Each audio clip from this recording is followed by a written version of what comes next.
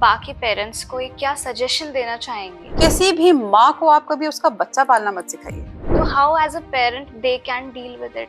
तो जहां आपको मेजर चेंज दिखता है सबसे पहले मदर नोटिस कर लेगी। मेरा जो ये पॉडकास्ट था उसमें एक ट्रांसजेंडर है अदिति, जब उनसे बात हो रही थी तो उन्होंने भी ये कहा कि माँ को तो मतलब किसको पता था आपके बारे में, तो शी सेड दिस वर्ड, उन्होंने कहा कि देखो माँ को तो पता ही होता है। ये एनर्जी आप में है कि इन सबको स्टेज देना है। तो अगर सामने वाला कोई ताली बजा रहा है या आपको बैठ के सुन रहा है, so that is the energy which you gain. वो तभी तक कलाकार है जब तक उसके लिए तालियां बजाई जा रही। नए बच्चे इसमें इंटरेस्टेड हैं तो फिर एक ऐसा स्टेज जनरेट किया जाए कि उत्तरकाशी में, पौड़ी में, चमोली में, कहीं पे भी, पार्टी सैंड के बाजार तक भी अगर किसी कलाकार को अपनी कला को दिखाना है, बताना है, सुनाना है, क्योंकि कलाकार को सिर्फ दो ही चीज चाहिए होती है, श्रोता और ताली।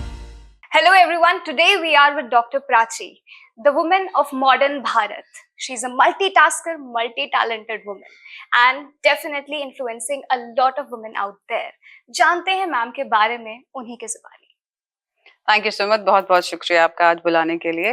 बताइए मैम, हम चाहेंगे आप सारी ही मॉडर्न वुमेन को, मॉडर्न एंटरप्रेन्योर्स को, अपकमिंग लेडीज को कुछ बताएं अपने बारे में। हर कोई आपसे आजकल इन्फ्लुएंस हो रहा है, आपकी वीडियोस वायरल हो रखी हैं। हम जानना चाहेंगे थोड़ा आपके बारे में। पहले तो बहुत बहुत thank you for calling me here and कोई भी कलाकार अगर अपने काम के लिए अप्रिशिएट होता है तो उसे अच्छा ही लगता है, तो इसके लिए आपका बहुत बहुत शुक्रिया। रही बात मेरी, मैं कौन हूँ, मैं डिग्री से एक डॉक्टर हूँ, पैशन से एक राइटर हूँ और प्रोफेशन से कह लीजिए दो बच्चों की माँ हूँ। I started this journey long back. मैं कोरोना के टाइम का समय रहा होगा, तब मैं लिखना मुझे पसंद था, मैं लिखती थी पहले से ही। सो व्हेन कोरोना हैपेंड तो हम सबके सब घर में ही बंद थे, although because I am working in a hospital, तो एक बिजी शेड्यूल रहता था अस्पताल में, तो उस टाइम काम था ही था। One of my friend said कि जब तुम लिखती ही हो और तुम्हारे पास समय है तो let's start posting it on social media. तो इस तरीके से ये जर्नी शुरू हुई और कुछ एक साल हो गया हमें। 2024 में राम मंदिर के साथ साथ जब हमारा गाना आया था आ रहे भगवान, जो कि जुबिन नौटियाल जी ने गाया था, वहां से कह लीजिए कि हम तो अपने आप को बहुत सीरियसली लेते थे, लोगों ने हमें सीरियसली लेना उसके बाद शुरू उस किया। गाने के बाद से शुरू करा और शायद ही कोई दर्शक होगा जिसने वो गाना नहीं सुना है। Thank you so much. हमने खुद सेव करा था, सुना था, और उस टाइम तो पूरे भारतवर्ष में बहुत ही खुशी की लहर थी राम मंदिर को लेके, राइट। और मैम, हम जानना चाहेंगे कुछ छोटी छोटी चीजें। अभी आपने बताया आप एक मदर हैं। जब एक औरत एक माँ बनती है तो बहुत सारे चेंजेस आते हैं, हेल्थ को लेके, हॉर्मोन्स को लेके, उसकी थिंकिंग को लेके, पूरी फैमिली में एक बहुत बड़ा चेंज होता है। आप हमारे से शेयर करेंगी वो कैसे चेंजेस थे, आपको कितनी ज्यादा डिफरेंस अपने आप में लगा, अपनी हेल्थ में, अपनी मेंटल हेल्थ, फिजिकल हेल्थ, हर चीज में? सो मदरहुड अंबिका बहुत बाद में आता है एक वुमन की लाइफ में। बेटी जिस दिन पैदा होती है और बेटी जब तक उस माँ बनती है कह लीजिए, या फिर फर्दर ऑन ऑल्सो, बहुत सारे चेंजेस उसमें आते हैं। आई थिंक एक human body of a female ही एक ऐसी बॉडी होती है जो हर 15 साल में बदलती है।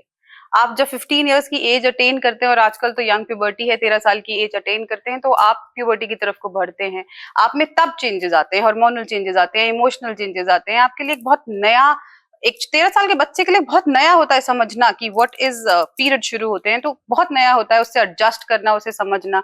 उसके बाद वो कुछ 22-23 साल की मामूली सी होती है, 22-23 साल उसने एक घर में बिताया हुआ होता है, एक सर्टेन तरीके के माहौल में वो पैदा हुई है, पली बड़ी है, और उसके बाद फटाक से एक रात के अंदर आप उसका सरनेम चेंज कर देते हैं और वो दूसरे घर की बहू बन जाती है। वहां पे उसके लिए इमोशनल चेंज आता है, मेंटल चेंजेस आते हैं, बिकॉज एक नया परिवेश, नया घर। हो सकता है घर पे वो चाय बिस्तर में बैठ के पीती हो और यहाँ पे उसे सुबह 6 बजे उठ के चाय का नाश्ता भी बनाना पड़ता होगा। उसके बाद व्हेन शी बिकम्स वाइफ तो फिर चेंज आता है, बिकॉज रिस्पॉन्सिबिलिटी फैक्टर बहुत ज्यादा बढ़ जाता है, चेंज होती है बॉडी, फिजिकली भी बहुत चेंज। उसके बाद मदरहुड आती है। मदरहुड के बाद आई थिंक मैं बहुत सारे स्टेजेस पे ये बोलती हूँ और मुझे पर्सनली भी ये चीज लगता है कि एक बार अगर एक औरत माँ बन जाती है ना, उसके बाद वो और कुछ नहीं बनती है, फिर वो जिंदगी भर माँ रहती है। Because she doesn't become a mother when she delivers. वो माँ उस समय बनती है जब वो कंसीव कर लेती है। तभी तो कहते हैं कोई भी रिश्ता, किसी भी माँ के रिश्ते से आप कितना ही जोड़ लीजिए, माँ का रिश्ता 9 महीने ज्यादा ही निकलेगा। सो इमोशनली, फिजिकली चेंजेस आते हैं, but motherhood also makes you very strong. Because एक बार आप अगर मदर नहीं है तो फिर आप कॉम्प्रोमाइज करेंगी, अपनी फैमिली के लिए करेंगी, अपने हस्बैंड के लिए करेंगी, अपने फादर के लिए करेंगी। लेकिन अगर आप मदर हैं तो आप अपने बच्चों के लिए कभी कॉम्प्रोमाइज नहीं करेंगे। I think motherhood makes you really really strong. I think I am already getting goosebumps after hearing that. और इतना अगर हर मदर इतनी स्ट्रॉन्ग मेंटालिटी रखे तो शायद आज के जनरेशन के जो बच्चों और मदर के एक रिलेशन है वो और स्ट्रॉन्ग बनेगा। एंड ऑल्सो मुझे इस पे आपका व्यू जानना है। आजकल मतलब everyone is having friends outside, ठीक है, तो आपका इस पे क्या मानना है कि हमारा जो बेस्ट फ्रेंड हो वो सबसे पहले हमारी मदर हो? बहुत अच्छी बात आपने पूछी और बहुत विचारणीय बात है। बहुत सारे अलग अलग स्कूल ऑफ थॉट इसके बारे में हो सकते हैं, क्योंकि मेरा खुद का भी एक 13 साल का बेटा है। I am a mother of a teenage boy. और टीनेज एक ऐसी एज होती है जिसमें एक बच्चे को लगता है कि माँ बाप को छोड़ के बाकी सब इंटेलिजेंट है, यही मेरे दुश्मन है और यही ऐसे बेवकूफ है जिन्हें कुछ नहीं आता है।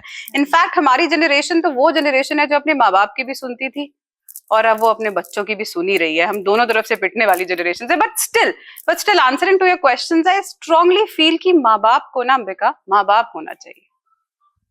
देखिए आप ये एक a mother cannot be a friend, she can be a guide, she can be a protector, she can be somebody जिसपे आप रिलाई करिए, उससे आप अपने जो भी आपकी प्रॉब्लम्स है उनके बारे में शेयर करिए। she can be a secret box, but she has to be a mother. आपको मैं एक बहुत सिंपल सा इंसिडेंट बताती हूँ। We were in a party और हम कुछ 4-5 कपल्स थे और ऐसे ही टीनेज बच्चे थे जो हमारे साथ गए हुए थे। सो आजकल एक फ्रेंडली पेरेंटिंग करके बड़ा सारा वो है कि parent should behave as friends. Now when हम क्या होता है ना, as a parent, specially our generation, जब हम एज अ फ्रेंड बिहेव करने की कोशिश करते हैं तो हम ये तो सोच लेते हैं कि हमारा बच्चा हमसे फ्रेंडली हो जाए, लेकिन हम ये चीज भूल जाते हैं कि he will also expect us to be friends. So अगर आप ये चाहते हैं कि आपका बच्चा एज अ फ्रेंड आपसे सब कुछ शेयर करे, तो कल उसके जवाब उसकी बातों को भी आपको एज अ वो लेना बहुत मुश्किल हो जाता है। आप अगर अपने बच्चे से कह रहे हैं उठो चलो नहाने जाओ, तो यहाँ तो आप चाहते हैं कि वो जाए आपको जवाब ना दे। और वैसे so I think there has to be a barrier between parents, have to be parents. एक रिस्पेक्ट का बैरियर, एक डर का बैरियर बहुत जरूरी है। अगर सभी दोस्त हो जाएंगे तो फिर कैसे काम चलेगा? पेरेंट कौन बनेगा? राइट, बिकॉज आजकल क्या है, बच्चे बहुत ही सीक्रेसी रखने लग गए हैं। They don't feel very open. अब कोई बच्चा है, इफ ही और she is in a problem, अब वो अपने फ्रेंड से सजेशन लेके दे शुड मूव फॉरवर्ड, या वो इतना कंफर्ट अपनी फैमिली में, अपने स्पेशली मदर फादर से रखे कि any kind of problem is there, they can share it with the parent and take that suggestion no matter how big the problem is. I think इसका एक बहुत simple answer है। आपने जो इससे पहले सवाल पूछा था ना, उसी में इसका आंसर कहीं ना कहीं पे है कि आजकल बच्चा अपने पेरेंट्स से उतना खुल के बात इसलिए नहीं करता। उसके 2 रीजंस है। पहला, ही डाउट्स योर रिएक्शन। उसको ये लगता है कि अगर इफ आई टेल दिस, मेरे साथ अगर ये हो रहा है। फॉर एन एग्जाम्पल, मेरा बेटा 13 साल का है, ही हैज अ गर्लफ्रेंड और उसका ब्रेकअप हो जाता है और मैं उसके रूम में जाती हूँ, if I find him crying, which happens a lot of time, तो he should have the confidence in me to say that thing. उसको रिएक्शन से डर लगता है, मैं बताऊंगा तो क्या कहेंगे, अप्रूवल होगा कि नहीं होगा, क्या ये मुझे सी व्हेन यू से a simple word that I understand you, बहुत बार सुना होगा, मैं समझती हूँ, मुझे पता है वो कैसा है। इसका ना बड़ा मिस इंटरप्रेटेड मीनिंग है। If I understand you Ambika, that particularly means कि अगर आप एक सिचुएशन में फंसी हैं तो आपका रिएक्शन क्या होगा। आई अंडरस्टैंड यू का मतलब ये नहीं होता है कि अगर आप एक सिचुएशन में फंसी हैं तो आपको क्या करना चाहिए मेरे हिसाब से, समझ रहे? तो आजकल एक ये बहुत मेजर रीजन है कि they doubt your reaction, they don't know how will you react to their problems, पहला। and दूसरा, they feel comfortable in their space of friendship, कि अगर हम ये कह रहे हैं सबको पता है और हमें जो एडवाइस मिल रही है वो हमारे बीच में ही रहेगी। फॉर पेरेंट्स क्या होता है ना, अगर आप अगर अपने मदर को बताइए और if there is a problem, तो जनरली वो क्या होगा, फादर से डिस्कस करेंगी। हो सकता है जब उसके घर में फ्रेंड्स आ जाएं तो वो बोल भी दे, बेटा ऐसे नहीं करना चाहिए, बेटा मैंने सुना था ये कर रहे हो, ये नहीं होना चाहिए, ऑल दिस ऑल्सो। बिकॉज ये मानिए चाहे ना मानिए, भले ही हम ये इस तरीके से ना सोचे, बट फॉर टीनेज पीपल, उनकी ईगो, उनकी respect among friends is utmost important to them। एक छोटी जैसे I'll give you an example, I don't know how relevant will this be, but मैं अपने बेटे को स्कूल से वापस लेके आ रही थी और वो अपने फ्रेंड्स के बीच में, पीछे लोग गाड़ी में बैठे हुए थे, मैं कार ड्राइव कर रही थी, तो उसने कुछ बात कही तो उसने कहा कि मेरे टी शर्ट पे तूने यार ये लगा दिया। सो सी विदाउट सडन रिएक्शन था वो, मैंने कहा हाँ टी शर्ट नहीं होती है, शर्ट होती है बटन वाली। He did not talk to me for 2 days. It was not something which was like मैंने इंटेंशनली कहा, बट उसने मुझे कहा कि आपने मेरे दोस्तों के बीच में मेरी बेइज्जती कर दिया, वो मुझे 2 महीने चढ़ाएंगे। So they have these teenage kids, you know, उनकी respect, उनकी ego among their friends, it matters to them. आप इसे peer pressure कह लीजिए, जो भी कह लीजिए. Right. So these two reasons, I think that is why people, जो बच्चे हैं आजकल के, वो इतनी comfortably अपने parents से बात नहीं कर पाते. मैम हम जानना चाहेंगे, like you own a hospital, you are yourself a very big influencer, ठीक है. अब भी हमने आपका एक बहुत बड़ा इनिशिएटिव देखा बाय द नेम ऑफ अस्तित्व, जिसमें आप सारी वुमेन एंटरप्रेन्योर्स को लाइमलाइट में ला रहे हैं, उनकी स्टोरी हाईलाइट कर रहे हैं, उन्हें बैठा के एक स्टेज दे रहे हैं, राइट. बहुत सारे हमने देखे आप ओपन माइक्स के लिए लोगों को स्टेज देते हैं, उन्हें एक बहुत अच्छा प्लेटफॉर्म देते हैं परफॉर्म करने के लिए, जो कि यूजुअली आजकल नहीं मिलता. तो हम चाहेंगे आप इन सब के बारे में हमें एक ग्लिम्स दें. कैसे आपको ये आइडिया आया, कैसे आपको लगा कि ये एनर्जी आप में है कि इन सबको स्टेज देना है, इन्हें ऊपर उठाना है अपने साथ?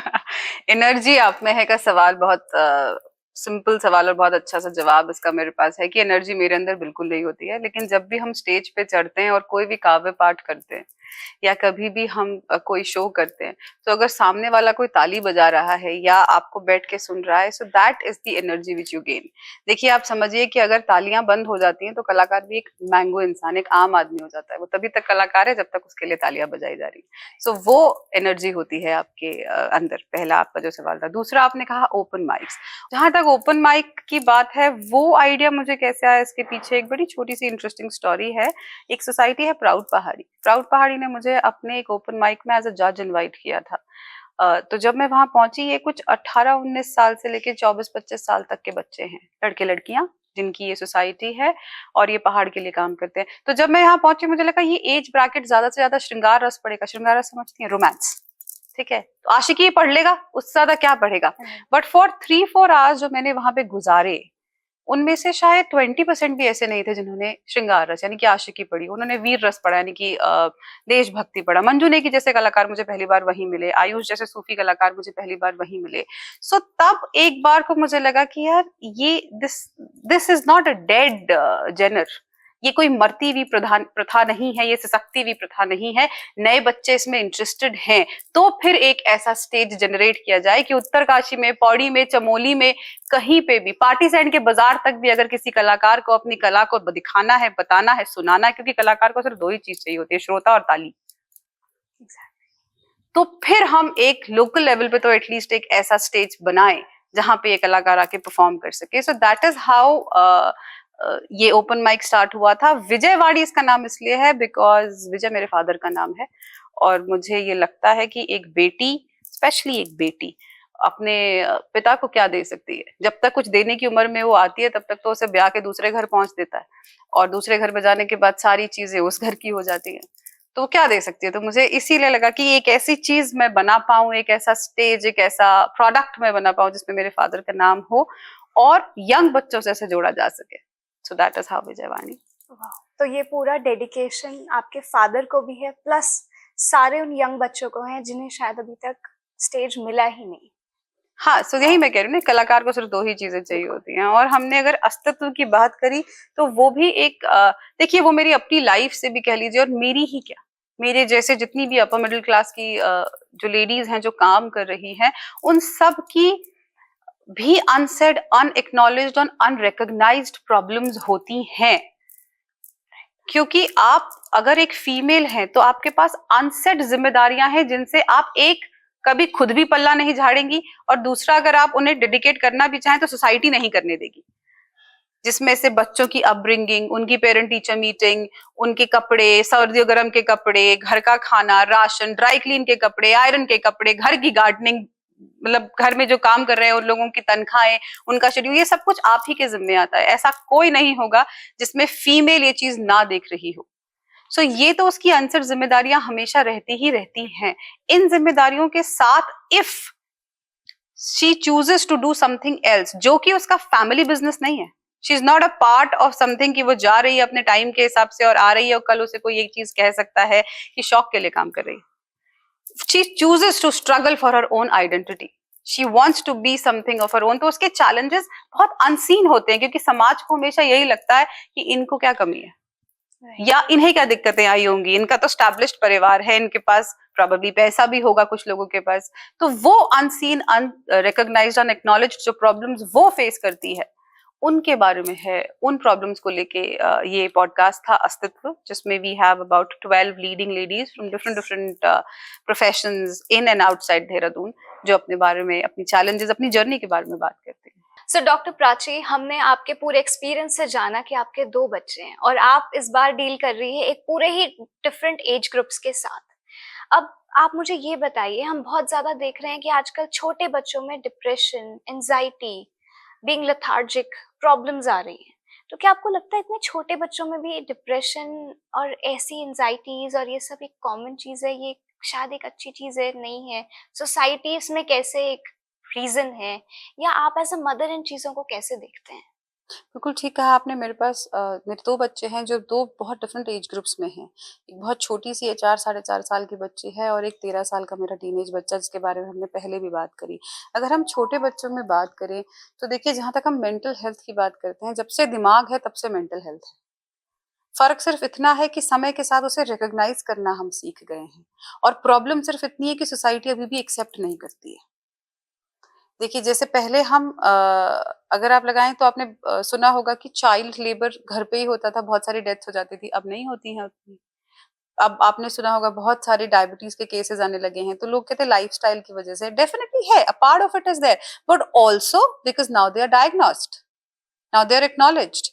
तो उसी तरीके से मेंटल हेल्थ इन किड्स पहले भी रही होगी। पहले भी ऐसा हुआ होगा कि गाँव में कभी कोई कहता होगा कि उसे तो बहुत गुस्सा आता है, खाने की थाली फेंक देता है। आजकल हम उसे एंगर इश्यूज के नाम से जानते हैं। ऐसा हुआ होगा कि पहले भी कभी ऐसा कहा जाता होगा कि लाटिच लिख दुनी, मतलब पहाड़ में, मतलब लाटा है, लिखने में उसको दिक्कत आती है। आजकल लोग उसे ऑटिज्म कहते हैं।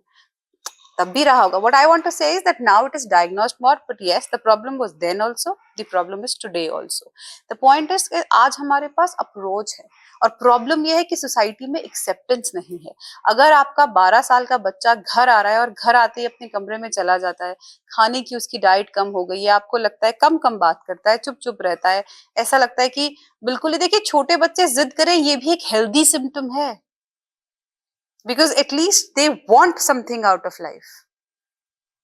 लेकिन अगर वो ये भी नहीं कर रहे हैं, तो definitely it's a clinical alarming sign. आपको सोचना चाहिए कि आखिर ऐसा क्यों है। आप उनसे बात करने की कोशिश करिए, या फिर एक क्लिनिकल साइकोलॉजिस्ट। देखिए, साइकोलॉजिस्ट और साइकियाट्रिस्ट में डिफरेंस होता है। साइकोलॉजिस्ट इज समथिंग जो आपसे बात करके, आपसे सेशंस लेके आपकी प्रॉब्लम को समझने की कोशिश करते हैं। तो मुझे लगता है नहीं, ऐसा नहीं है कि नहीं है। ड्रग्स में चले जाना, drugs is a major problem हमारे पहाड़ की, हिल में, देहरादून में ड्रग्स, क्योंकि हम हॉस्पिटल से आते हैं, मुझे लगता है कुछ दिनों बाद सफेद खून बहेगा। ड्रग्स इज अ प्रॉब्लम, लेकिन बच्चे उस तरफ पहुंचते क्यों हैं? व्हाट इज द इशू की बहुत यंग ड्रिंकिंग शुरू हो गई है। पीपल, छोटे छोटे बच्चे, जिन्हें शायद अभी, जिनकी उड़ान अभी शुरू भी नहीं हुई है, वो बिल्कुल गर्त में डूबे चले जा रहे हैं। वाई? बिकॉज कहीं ना कहीं पे दैट कम्युनिकेशन गैप, कहीं ना कहीं हमें ऐसा लगता है कि दे आर मोर हैप्पी, या कह लीजिए कि ट्राई करने के लिए। ये तो देखिए, जो उस एज का बच्चा है वही ज्यादा अच्छे से बता पाएगा। बट हाँ, आई फील, ये मुझे लगता है that mental health is issue in young age also, और हमारी सोसाइटी को उसको एक्नॉलेज करना चाहिए। अगर देखो प्रॉब्लम है, तो उसका सोल्यूशन ढूंढने से ही वो ठीक होगी।